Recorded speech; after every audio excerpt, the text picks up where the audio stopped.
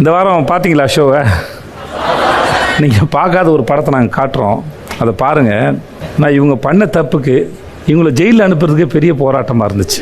அதுக்கு போராடின எஃப்ஜேவுக்கும் விக்கல்ஸ் விக்ரம் தான் பெரிய மனுஷங்க நினைக்கிறேன் எனக்கு தெரிஞ்ச வரைக்கும். சேதுபதி சார், அதை எப்படி நான் என் வாயால் சொல்லுவேன்? இது ரெண்டையும் வச்சு மேய்க்கிறதுக்கு 2 டெல்லி மாடை வாங்கி மேய்ச்சிட்டு போயிடலாம் சார், மேய்ச்சிட்டு போயிடலாம். அதை பாடுபடுத்திட்டாலே என்னைய போட்டு பார்த்தா ஒன்று தோணுது. இந்த சில பேருக்கு நம்புவாங்க நம்ம பெரிய அறிவாளின். நம்ம பெரிய அறிவாளின் நம்புகிற இடத்துல முட்டாள் தான் இல்லையா? அது தன்னை புத்திசாலி நம்புகிற முட்டாள்களும் தன்னை வீரன் நம்புகிற கோழைகளும் நம்ம வீட்டில் நிறைய பேர் இருக்கிறாங்க. சாண்ட்ராக்கா அவரு உன்னையும் புருஷன் என்ன சொல்றாரு, அதுவும் தெரியுதா? ஓகே பிக் பாஸ், நீங்கள் 2 பேரும் சொல்லுங்கள், என்ன பிரச்சனைன்னு சொல்லுங்கள். ஏன் ஜெயிலுக்கு போக மாட்டேன்னு சொன்னீங்க? அப்போது அன்றைக்கி டே ஃபுல்லாக வந்துட்டு நாங்கள் வீட்டில் உள்ள எல்லா வேலையும் பார்த்துட்டு முடிச்சுட்டு அதுக்கப்புறம் ஜெயிலுக்கு போகணுன்னு சொல்லியிருந்தாங்க. என்னென்ன வேலைலாம் செஞ்சீங்க? நாங்கள் என்னென்ன வேலை பார்த்தோமோ அதனால் என்ன சொல்கிறேன், ஒரு பேப்பரில் நோட் பண்ணி வச்சுக்கோங்க சார். என்ன வேலை சொன்னாலும் அதை செய்யாமல் இருக்கிறது, எவனா அதை கேள்வி விட நக்கலாக பதில் சொல்கிறது, எல்லாரையும் உசுப்பேற்றி விடுறது, எல்லாரையும் கேவலமாக பேசுறது, இந்த மாதிரி முக்கியமான வேலையெல்லாம் செஞ்சுக்கிட்டு இருந்தோம். அங்கே டீலக்ஸ் ரூம் கூட்டினோம், அப்புறம் லிவிங் ஹால் கூட்டினோம், அதுக்கப்புறம் தலை ரூமை கூட்டினோம். ஓகே சார், அவங்க க்ளீன் பண்ணாங்கன்றது உண்மைதான் சார். ஆனால் ஒரு ரூம்க்கே கிட்டத்தட்ட ஒரு 3 மணி நேரம் 4 மணி நேரமாக பயங்கரமாக க்ளீன் பண்ணாங்க sir. Super deluxe room clean பண்ணாங்க சார், நல்லாவே பண்ணாங்க. அவங்க 2 பேர் தங்கியிருக்காங்க super deal. Okay okay fine. அது சரி, இந்த மாதிரி கிரிக்கல் வேலை தான் 2 நல்லா பார்க்குமே, அதுக்கு ரூமை கூட நல்லா க்ளீன் பண்ணிக்கிட்டு இதெல்லாம் அரைகுறையாக க்ளீன் பண்ணிங்க. அடுத்து டீ குடிக்கலாம் அப்படின்னா திவ்யாவுக்கு தலைவலி. அவங்களுக்கு தலைவலி. நீங்கள் என்ன பண்ணிட்டு இருந்தீங்க சாண்ட்ரா? வம்பரம்ல வம்பு கொடுத்து சண்டைக்கு வரான்னு கூப்பிட்டு. ஆமா சாண்ட்ரா என்ன பண்ணிட்டு இருந்தாங்க அது மட்டும் சார்? டீ போட போனேன் சார். சாண்ட்ரா நிஜமாவே சிரிக்காதீங்க. நிஜமா பார்க்கும்போது தான் ரொம்ப ரொம்ப ரொம்ப எரிச்சலாக இருந்தது, நல்லா இல்லை. இப்போ நம்ம டிஸ்கஸ் பண்ணும்போது நீங்கள் அப்படி எடுத்துகிட்டு போனீங்கன்னா நல்லா இருக்கா சாண்ட்ரா? சாண்ட்ரா ப்ளீஸ் அந்த மாதிரி பண்ணாங்க, நல்லா இல்லை. எரிச்ச மயிலா அவர் தூக்கி அடிச்சிட போல ஒழுங்கு மரியாதை பாயம் கூடும். நான் இப்போ தான் ஆரம்பிச்சிருக்கேன், எடுத்த உடனே கடினமாக பேசவும் நான் விரும்பலை. ஓகே, அதனால நான் நிஜமாக ரொம்ப நீங்கள் தயவு செஞ்சு புரிஞ்சுக்கோங்க. நீங்கள் சிரிச்சிங்கன்னா நீங்கள் எல்லாம் பிக் பாஸோட வச்சுக்கோங்க. ஏன்னா உங்களுக்கு தெரியல பிக் பாஸோடதுன்னு. நீங்கள் அவர்கிட்ட சிரிங்க, அவர்கிட்ட விளையாடுங்க. அந்த ஆள்கிட்ட பண்ணுற மாதிரி என்கிட்ட வந்து பண்ணிக்கிட்டு வந்தேன். முன்னாடி 2 பள்ளியும் பிடிங்கிருந்துச்சு. ஒழுங்காக சொல்கிறது கேட்டு இல்லை, பிக் பாஸ் இதெல்லாம் செய்யுங்கன்னு என்ன செஞ்சிடாதீங்கன்னு அவர் உடனே திவ்யா மூஞ்சில் அப்படியே பெருமை. யாரெல்லாம் யார் தெரியுமா, ஊரில் எவ்வளோ சம்பவம் பண்ணிட்டு வந்தாலும் உங்களுக்குலாம் பிக் பாஸில் நாங்கள்லாம் வந்ததே உங்களுக்குலாம் பெருமை. இதெல்லாம் என்கிட்ட இங்கே சொல்லின்னு வச்சுக்கோங்களேன். ஐயோ திவ்யா இப்படியே போயிடுங்க திவ்யா வீட்டுக்குன்னு சொல்கிறப்ப நான் பேச்சாடி பேசுனீங்க, பேச்சு 2 பேரும் சேர்ந்துக்கிட்டு என்கிட்ட சொல்லும் போதெல்லாம் இல்லை நாங்கள் போய் விளையாட போகிறோம் சொல்லிட்டு உள்ளே போனாங்க. டிசிப்ளினு டெக்கோரம் அவங்களுக்கு பாடம் எடுக்க போகிறேன்னு சொல்லிட்டு போனவங்க தான் அவங்கெல்லாம் பா அப்படி தான் இருக்குது. அதான் மனுஷன் வச்சு சைடாப்புல தூக்கி போட்டே மிதி சார் வேலை முடிச்சுட்டு இல்லை சார் அதாவது ஒரு நிமிஷம், அந்த பேப்பரில் என்ன இருந்தது விக்கல்ஸ் விக்ரம் சார்? எஃப்ஜே விக்ரம் கவனத்திற்கு சாண்ட்ரா திவ்யாவை சிறையில் வைத்து அடைக்கவும் அப்படின்னு இருந்துச்சு சார். விஜய் சேதுபதி சார், நான் கூட என்னமோ நினைச்சிட்டேன் போல, லைட்டா தட்டிட்டு ஓடிடுவீங்க, நல்லா தூக்கி போட்டு மிதின்னு மீச்சிக்கிட்டு இருக்கீங்க. சூப்பர். அப்போ பாத்திரம் வேலையெல்லாம் அவங்க பார்த்தாங்களா? இல்லை சார். பாத்ரூம் கழுவுனாங்களா? இல்லை சார். பிக் பாஸ் சொன்ன வேலையை செஞ்சாங்களா? இல்லவே இல்லை சார். ஓகே, நீங்கள் உட்காரு. மற்ற எல்லாம் இப்படிதான் அவங்க வேலை பார்க்கல. பிக் பாஸ் சொன்ன வேலையை அவங்க பார்க்கல. நீங்கள் சொல்லுங்கள் சாண்ட்ரா, இப்போ நீங்கள் தான் எனக்கு பதில் சொல்லணும். யார் உங்ககிட்ட கேட்டது இந்த வேலையை செய்ய சொல்லி? பால் இஷ்யூ வரட்டும், அதெல்லாம் தனி, அது செப்பரேட். நம்ம அதை பற்றி பேசுவோம். பிக் பாஸ் கண்ணை அடைக்கணுமா கண்ணை மூடணுமான்னு நம்ம அப்போ தனியாக பேசணும். ஆனா ஒண்ணு மட்டும் நல்லா தெரியுதுடா, மனுஷன் 2 நாள் ஆனது மொத்தத்தையும் எடுத்து வந்துட்டாப்ல வச்சு செய்யன்னு ஆசையோட இருக்காரு போல இருக்கு. மொத்த பேரும் அப்படியே சாண்ட்ராவோட மூஞ்ச பாருங்களேன், ஒண்ணுமே தெரியாத பாப்பா மாதிரியே இன்னும் மூஞ்ச வச்சுக்கிட்டு தெரியுதா. 2 நாளா பார்த்த வேலைக்கு குழந்தை மாதிரி மூஞ்ச வச்சுக்கிட்டு தெரியுது. தயவு செஞ்சு சிரிக்காதீங்க. நிஜமாவே அது நல்லா இருந்தால் நாங்கள் சிரிப்போம், அது கொண்டாடுவோம். உங்களுக்கு கொடுக்கப்பட்ட டாஸ்க்கு அதை நீங்கள் ஒழுங்காக பண்ணலை, உங்கள் வீட்டை மட்டும் சுத்தம் பண்ணியிருக்கீங்க, இதெல்லாம் ஏன் பண்ணீங்கன்னு எனக்கு பதில் சொல்லுங்கள். அதாவது உங்களோட போட்டியோ பிரச்சனையோ உங்கள் கண்டஸ்டோட வச்சுக்கலாம். பிக் பாஸ் சொன்னதுக்கப்புறம் எதுவாக இருந்தாலும் முதல்ல உங்களுக்கு வேண்டியது உங்களுக்கு கொடுக்கப்பட்ட டாஸ்கையோ வேலையை செய்யறதான பிரதானமானது, அதான் மெயின். எங்களுக்கு அதெல்லாம் மெயின் கிடையாது. 7:30 ஊற்றணும், 4 பேர்த்த கழுவி ஊற்றணும், இதுதான் என்ன மெயின். நான் மாத்திரம் அடுத்த நாள் தான் சார் சாப்பிட்டேன், நைட் சாப்பிட்டு. ஒரு நிமிஷம் இருங்க, இது போதும். நீங்கள் கூட இருக்கீங்க, உங்கள் வேலையை செய்யாமல் இருக்கிறீங்க, உங்க பேரு ஸ்பாயில் ஆகுதுன்னு திவ்யாவுக்கு நல்லா தெரியும். உங்களுக்கு தான் தெரியல. உங்களுக்கு தான் தெரியல. திவ்யா எஸ்கேப் ஆயிட்டாங்க. இங்க பாருங்க, இவன் இருக்கான் பாருங்க, இவனே மொபைல் சொல்லுங்க. அங்கே அவர் இருக்கா பாருங்க, அவள் 7:30 எழுந்தேன். அடி எல்லாத்தையும் நானே பண்ணிட்டு நீ ஏடி பண்ணுவேன், நான் உனக்கு சப்போர்ட் இருக்கேன்க்கா, நீ பண்ணு, நான் இருக்கேன் பாத்துக்கிறேன். ஏன்னா பேஷண்ட்னு ஒரு மூஞ்சி வச்சுக்கிட்டீங்கன்னா, இல்லை சொல்லிட்டீங்கன்னா, நம்ப வச்சிட்டீங்கன்னா உங்களை எதுவும் கேட்க முடியாது. ஆனா உங்களை கூடயே உட்கார வச்சு உங்களை வேலை செய்யாம விட வச்சு இந்த வார கடைசியில எனக்கு திவ்யாட்ட பேச எதுவுமே இல்லையே. ஐயோ எனக்கே உடம்பு சரியில்லை, படபடப்பா இருக்குது. இது வந்து அக்காவே பாத்துட்டேனே, எனக்கு இதுக்கு சம்பந்தம் இல்லை. Divya is brilliant. உங்களுக்கு தான் திறமை இல்லை.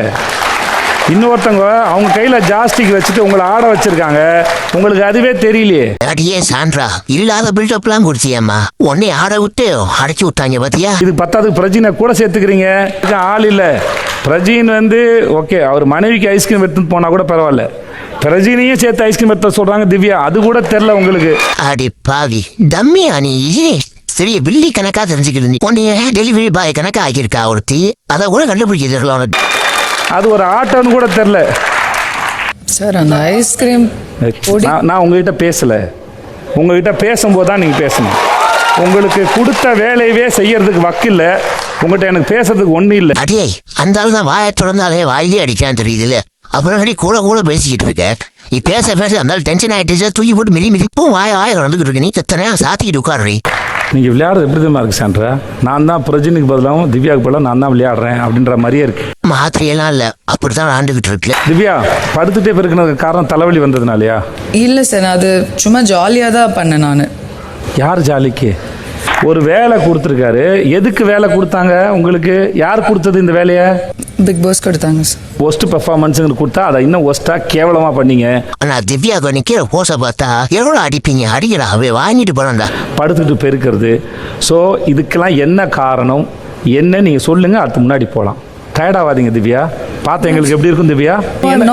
என்ன பண்ணீங்க நான் சொல்லுவேன். இப்போ என்ன பண்ணி இப்போ நான் இது பண்ணா நீங்க எப்படி எடுத்துப்பீங்க? இவ்வளவு சிறுபடி வாங்கி தடுதலை இன்னும் திறந்தல, இன்னும் அதே அதாவது தான் இருக்குது. I'm not well sir. அதனால தான் அப்படி பண்ணேன். வாண்டடா நான் பண்ணல. இல்ல பரவாயில்ல. இல்ல உட்காருங்க. ரியலி உட்காருங்க. இல்ல பரவாயில்ல. இல்லம்மா நீங்க ஏமா உங்களுக்கு கூட விளையாண்டுருக்கு சாண்டா பதில் சொல்ல மாட்டாங்களா? உட்காருங்க. நீங்க உட்காருங்க ப்ளீஸ் உட்காருங்க. இல்ல பரவாயில்ல சார். அப்படி சொல்லக்கூடாதுமா. உட்காந்துடணும். ஏமா உட்காருன்னு சொன்னா கூட அதுக்கே 10 முறை கத்த வைக்கிறீங்களே என்ன? அடியே உட்கார வேண்டிய அடி பேசாம அதை விட்டு ஏண்டி லூசு மாதிரி பண்ணிட்டு இருக்க? உங்க வேலை பிக் பாஸ் சொன்னதுக்கு அப்புறம் பிக் பாஸ் எப்ப கண்ணு அடைக்கணும், அடுத்த சீசன்ல கண்ணு திறக்க கூடாதுன்னா சொல்ல வருதுல்ல. எனக்கு நம்ம பிக் பாஸ் மேல தான் டவுட்டா இருக்கு. அதனாலதான் பயபுள்ள 2 பேப்பர் எக்ஸ்ட்ராவா நீட்டி எழுதி விட்டாருக்குள்ள இருக்குது. இப்போ நீங்க பண்ணதெல்லாம் வேடிக்கை பார்த்துட்டு இருக்கிறதுனால அவர் கண்ணை மூடிக்கணுமா கூடாதா? எப்படி என்ன பண்ணும் அவரை? இல்லை சார், நான் அதுக்காக சொல்லலை சார். நான் வந்து எதுக்கு வேணா சொல்லாங்க. நீங்க யாருங்க அதை சொல்றதுக்குன்னு கேட்கறாங்க. நானு நீங்க யாருங்க சொல்றதுக்கு? வந்தம்மா விளாண்டம்மா மூடிட்டு போனோமான்னு இருக்கணும். அதை விட்டுட்டு இல்லாத அதிக பிரசங்கித்தனத்தையும் பண்ண வேண்டியது. நீ யாரு நான் சொல்றதுக்கு? பிக் பாஸ் சொன்னதுக்கு அப்புறம் ஏன் செய்யல, அதுக்கு தான் கேள்வி. அது எல்லாரும் சேர்த்து சொல்றேன். ஆனா உங்கள்ட்ட பதிலே வரல திவ்யா. இந்த மாதிரி எஸ்கேப்லாம் ஆக முடியாது. எனக்கு நீங்க பதில் சொன்னாதான் நான் முடியும். அடியே உம்முனா மூஞ்சி, பதில் சொல்லாம உம்முனுக்கு அதை விட்டுட்டு போயிடுவாங்களா? ஒழுங்கு மரியாதை பதில சொல்லு. நோ சார், அது ஜெயிலுக்கு போறது காரணம் அது இல்ல. வெறுப்பேத்தணும்னு பண்ணது வந்து அங்க ஸ்லோவா கூட்டுனது. நீங்க விக்கல் வெறுப்பேத்தினாலும் தப்பு இல்லை, அது உங்களுடைய ஆட்டம். நோ அதுதான் சார், பட் ஜெயிலுக்கு போகாதது கிடையாது. சாண்ட்ரா உங்களுக்கு நான் பேசுனது புரிஞ்சதா? சாண்ட்ரா புரிஞ்சுதா? ஆமாம் சார். இன்னொரு தடவை நீங்க இந்த மாதிரிலாம் கூட்டு சேர்ந்துட்டு இருந்தீங்கன்னா அது உங்க ஆட்டத்தையும் பாதிக்கும். ஒரு நாள் ஆடுற வரையே பாருங்க, இல்ல செருப்படி போதான் கிடைக்கும். மெயினாக நான் முதல்ல சாம்பார் ஸ்குவாட் செலக்ட் பண்ணதுக்கான ரீசன் என்ன, எங்கள் அண்ணன் திவாகர் இல்லாமல் இந்த வாரம் வந்து ஒரு மாதிரி இருந்தது சார். ஸோ நான் இந்த வாரம் தான் சாண்ட்ரா கிட்ட திவ்யா கிட்டலாம் வந்து கொஞ்சம் பிரஜன் கிட்டலாம் கொஞ்சமாக பழக ஆரம்பித்தேன். ஸோ அவங்க இருக்கிற அணியில் வந்து இன்னும் கூட கொஞ்சம் கம்ஃபர்ட் இருக்கும் அப்படின்னு சொல்லிட்டு தான் நான் முதல்ல மெயினாக உள்ளே போனது. பச்சையா கொள்வாங்கடி, உனக்கு வேற எவனும் கிடைக்கல, வேற வழியே இல்லாம அவங்க இதுல வந்து கதையா சொல்லிக்கிட்டு இருக்கடி. ஸோ இதுதான் சார் அந்த 5 பேரும் எல்லா விதமான கேரக்டர் ப்ளே பண்றீங்க பாரு, பிரமாதம். சலங்கையை கட்டியாச்சு, நடிப்புன்னு இறங்கியாச்சு, எல்லாமே. ஐயோ அந்த கூட இருக்க பயல்களுக்கு தெரிய மாட்டேங்குது அது நடிப்பு. நம்பி இருந்தங்களே பாவம். ஆமா பூண்ட விளங்காதுன்னு சொல்லுவாங்க. அந்த ஆமை இந்த ஆமை தான்டா, இது இருக்கிற இடம் எப்பவுமே விளங்காதுடா. ஒழுங்கா ஓரமா வைங்கடா இவ்வளோ. ஏன்னா போன வாரத்துடைய நிறைய பஞ்ச் டயலாக் வந்து நம்ம பிரஜன் பேசியிருக்காரு. விக்ரம் சொன்னதை நீங்கள் என்னவா புரிஞ்சுக்கிட்டீங்க அப்படின்னு உங்களுக்கு தெரியல. எல்லாருக்கும் எமோஷ்னல் சப்போர்ட் தேவைப்படும் அப்படின்னாரு. ஆனால் அவர் சொல்ல வந்து இவ்வளோ தான், ஒருத்தருக்கு மட்டும் எமோஷ்னல் சப்போர்ட் இருக்கு, அவங்க கணவன் மனைவியாக இருக்கிறாங்க அப்படின்னு. அடே ஒன்றுத்துக்கு அதை 10 பைசா கூட பெறாத ஒரு விஷயத்தை கொண்டு வந்து ஒரு கலவரமாக மாற்றி. ஓகே, பிக் பாஸ் கிட்ட சொல்கிறேன் என்ன அப்படின்னா அர்த்தம், கதவை திறந்து விட சொல்கிறேன், நீங்கள் போய் உங்கள் பொண்டாட்டியை கூட்டிட்டு வாங்க. மண்ட சூடேறி மூளை வெளியே வந்த ஒருத்தனாலதான் இந்த மாதிரிலாம் பேச முடியும். வண்டி என் பக்கம் வந்துச்சுன்னா கண்டமாயிடும். வியனாவை காலி பண்ணிருவேன், பிக்ஷாவை காலி பண்ணிருவேன். பால் தரல, கடைசியில் இந்த பாலை யாருக்கு ஊத்த போறான், யாருக்கு பால் ஊத்த பாலை ஒளிச்சு வைக்கிறான், இந்த கர்மாவை என்ன பண்ணுவான், இந்த கர்மாலாம் யாருக்கு போகும், அவங்க அப்பாவுக்கா, அவங்க அம்மாவுக்கா, அவங்க அக்காவுக்கா, தங்கச்சிக்கா? இதையெல்லாம் பேசுறவர் தான் சொல்றார் நான் சரியா வளர்க்கப்பட்டவன். நீங்க என்ன நினைக்கிறீங்க இதை பத்தி? இந்த அத்தனை கர்மம் முடிச்ச வார்த்தையும் பேசினது இந்த பயப்புலவன். ஆனா எப்கேவோட குடும்பத்துக்கு அவங்க அப்பா கர்மாதிக்கு ஊத்துவானா அந்த ரேஞ்சில் அவன் பேசி வச்சிருக்க பண்ணாடா. தப்பு தான் சார். நான் வந்து அவர்கிட்ட இங்கே வந்ததுக்கு அப்புறம் அவர் பேசும்போது இல்ல ஒரு வாட்டி அவர் இந்த மாதிரி ஒரு டிஃப்ரெண்ட் டைம்ல சொல்லியிருக்காரு. ஆமா, ஸ்டேட்மெண்ட் சொல்றாரு. இப்போ நீங்க தப்புன்னு சொன்னீங்கன்னா அப்பவே அதை சொல்லியிருக்கணும். அது பால் ஊத்துறதா அதோட அர்த்தம் என்னன்னு உங்களுக்கு தெரியும்ல. பால் ஊத்துறா அதோட அர்த்தம் என்னன்னு தெரியல உங்களுக்கு. இவளுக்கு தெரியாத பால் ஊத்துறதா? சார் நீங்க நான் பிக் பாஸ் சொல்றேன், கதவு திறந்து ஒரு சொல்றேன், இப்போ உங்க பொண்டாட்டி கூட்டுவான்னு சொல்றதும், நான் இங்க இருக்கேன், ஆமா மேன், ஆமா ஃபாதர், ஆமா ஹீரோயின் தெரியுமா அப்படின்னு பேசுறதுக்கும், இதெல்லாம் அவனுக்கு பாலை யாரு கொடுக்க போறா அப்படின்னு சொல்லி கேட்கறதுக்கும் இதெல்லாம் என்ன சார் அர்த்தம்? நான் இப்போ மாத்தி சொல்லலையே சார், நான் பண்ண தப்பு தான். ஐயோ அந்த வார்த்தை விட்டுறக்கூடாது சார், உங்களுக்கு இன்னும் புரியல சார். இந்த மாங்காமரை எனக்கு நீ என்ன சொன்னாலும் புரியாது. திருப்பியும் போய் அடுத்தாலும் இதே தான் பண்ணுவேன். திவ்யாவுக்கு வந்து பால் கொடுக்கணும், திவ்யா வந்து டீ சாப்பிடணும், தலைவலிக்கு மாத்திரை போடணும் தான் உங்களுக்கு அக்கறை இருந்தா நீங்க அதுக்கு தான் எஃபோர்ட் போடணுமே ஒழிய உட்காந்து பாலை யாருக்கு ஊத்துவா அவன் வீட்டுல இருக்க ஆளுங்க லிஸ்ட் எடுத்துக்க கூடாது சார். கொஞ்சமாச்சும் அறிவு இருக்காடா, எதோ பேசணும் எதோ பேசக்கூடாதுன்னு. உங்களுக்குள்ள பிரச்சனை உங்களுக்குள்ள பேசப்படா. ஏன்டா குடும்பத்தை நான் இருக்கிறீங்க பண்ணாடா. இதே இங்க பிரஜின் பேசல, இதே எஃப்ஜே பேசுறாப்ல பிரஜின் வீட்டை பத்தி. சாண்ட்ராவும் பிரஜின் பொறுத்துப்பாங்களா இல்ல வேற யாரா பேசாம பொறுத்துப்பீங்களா? அதை எப்படி பொறுத்துக்குவாங்க? வாய்க்குள்ள நெருப்பள்ளி போட்ட மாதிரி கத்து கத்துவாங்க சார். நீங்க சார் என்ன சார் நீங்க என்ன சார் என்ன இந்த பக்கம் கூட்டிட்டு போய் நம்ம இந்த பக்கம் பேசல, இந்த பக்கம் ஒரு பிரஜின் வந்து கேட்டார்ல, அவர் நல்ல மனுஷன், அந்த நல்ல மனுஷன் தான் சார். ஆனா கடைசி வரைக்கும் நான் கொஞ்சமாச்சும் பேசுனதுக்கு ஃபீல் பண்ற மாதிரியே மோச்சு வச்சிருக்கா பத்தியா இல்லையா? உங்களோட வார்த்தைகள் எவ்வளவு பிரயோகப்படுத்தலாம். நீங்க பயன்படுத்துற வார்த்தையை வேற யாரோ உங்க மேல பயன்படுத்தினா இங்க பிரஜின் பல அவர் நின்றுட்டு இருப்பார், அவர்கிட்ட பேசிட்டு இருப்பார் சார். அது சரி. அப்ப வரவங்களாம் வந்து உங்க குடும்பத்தை நடுரோட்டில் எடுத்து பேசினா எதுக்கு இங்க வந்திருக்கோன்றது யோசிச்சுக்கோ. எதுக்கு இங்க வந்து நிக்கிறோன்னு இதுக்கு கிடையாது. நம்ம வந்து வாயில இருந்து வர ஒவ்வொரு வார்த்தையும் நம்ம குழந்தைங்க கேட்டுட்டு இருக்கான்றது ஞாபகம் வச்சுக்கோன்னு சொல்றேன் நான். பொண்ணுங்களுக்கு எவ்வளவு அசிங்கமா இருக்கு தெரியுமா? நான் சொல்றேன், வாயை மட்டும் விடாத. நீ வந்து நினைக்கிற மாதிரி கிடையாது, இது ஒரு ஷோ. நீ வந்து நார்மலா பேசுற மாதிரி கிடையாது. நீ கடந்தப்பா உலகமாக அடிப்படா சாமி.